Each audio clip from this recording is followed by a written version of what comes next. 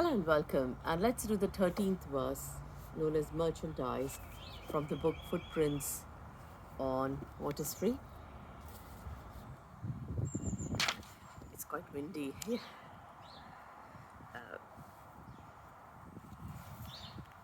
So, this verse is actually loosely based on the Golden Temple, which is in Amritsar city, and this is a painting, the Golden Temple.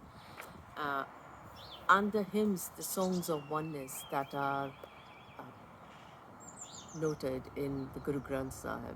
It's called the Guru Granth Sahib now. The Granth means the scripture, and Guru because the 10th Guru, Guru Gobind Singh, referred to it as a living Guru. It was also known as Adi Granth prior to that. Now, I'll just read out a few extracts from this verse. It starts with the Golden Temple in Amritsar city is celebrated for its sanctity. Here each day honored is oneness, and the communal kitchen observes largesse. Around the precincts of this pure place are granaries with their private base. Now the story goes on as to how the merchants played with the food rates, and the foods which could not apparently bear poverty decided to rebel and go on a strike. So I'll just read out some of them. At a certain warehouse late at night, several foods resolved to fight, for they couldn't even bear the thought of people being hungry and fraught. So sugar, butter, flour, and rice refused to be sold at a high price. The flour-rousing all to suggest, let us strike in wider interest. Let's boycott the merchants' mean. Exit this odious scene, redolent of the yesteryears, of the food shortage and the fears. Let's, to the Golden Temple, let's all go. In love's compassion truly flow. For their free food is gladly shared. All are the same and none compared. And then I'd like to read out a few translations that I've done of some of the songs of oneness from the Guru Granth Sahib. And they're sung throughout the day in the Golden Temple. The first words and couplet declared the one alone appears as everything, yet is one. One energetic presence, that's the Ekonkar, if you can see the symbol that one energy alone appears as everything.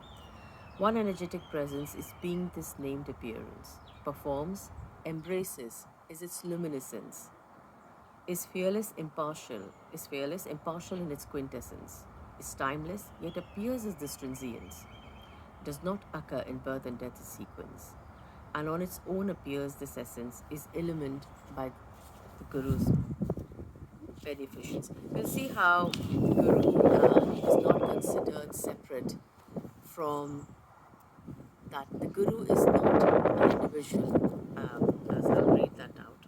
It's not a human, or it's not an individual, or an object, or an entity, or a separate. I'll just read that. So, first couplet, which is like muttering, it's called as the Jap.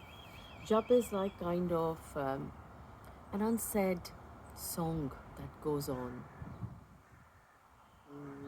That kind of, to remember that. I won't say remember, because remember implies there is too. But this is that unsaid song that simply goes on, and the apparent listening or singing of the song is jap.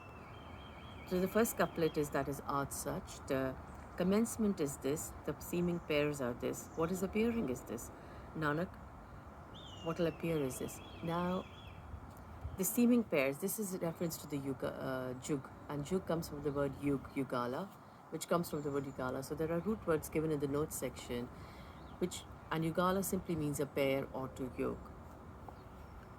Now, the Guru, according to the Guru Granth Sahib, the Guru is the light that disperses the dark, appears in any form, verse, or spark, is not a hero rewriting history, or a person who's figured out life's mystery, but apparent presence guarding itself from ignorance, that one alone is disappearance. And this Guru is not separate from that which seeks. So that's why it says Ape Gur, Ape Chera, said that which is seeking and that dark and light are apparently one. And I'll just read out some more. This is one more translation. Thousand thy eyes, yet thou without an eye. Thousands of forms, yet without form thereby. Thousands thy lotus feet, yet no feet. Thou without a nose, yet thousands of noses come by. Enamors this wonder. This is that Sahasta Nain. And one more translation. Woe heals, bliss becomes a disease. When there are no desires of ease. O performer, you perform, I do not. For nothing occurs from the self's plot. Relinquish to that which is as form dressed. Thy boundlessness cannot be expressed. In form is light, in light the form, timeless art complete. You are being the master, thy free phrase, freedom street. Now, speaks Nanak of this creative presence. It is performing as this appearance. Now, it may appear that this is a bit dualistic, but it's the language. When it is translated, as it is when it is translated from one language to another, apparently the essence is lost in translation. And of course, when you're following a poetic meter, sometimes those words, but it means that this energetic presence alone appears or is performing as this appearance. Just like to read out a couple of more extracts from this. The food resolved not to split in spiritual unspiritual grit, for ignorance to split life natural in inverse is unilateral. The song revealed love embraces each hue, doesn't regard life as dream untrue. For all that appears is energy alone, no state or place the touchstone. The sacred is the market too, not just the temple and its view. Now, there's one more. All is an expression of one, and an apparent impression. And for there to be an appearance, there appears a dual semblance.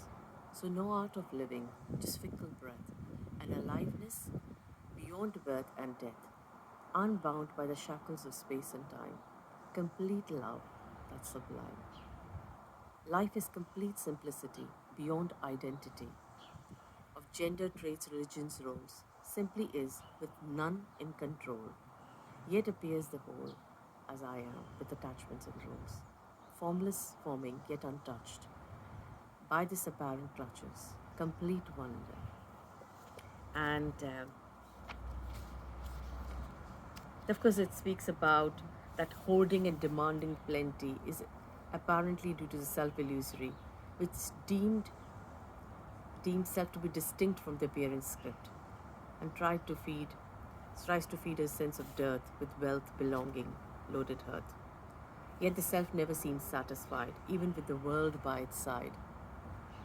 For an illusion itself does chase, avoided itself to praise. So the word this is the last one I'd like to. Thus the Guru did illumine, separate aren't virtue and sin, but only seems so in a dream of the self and its seeming beams.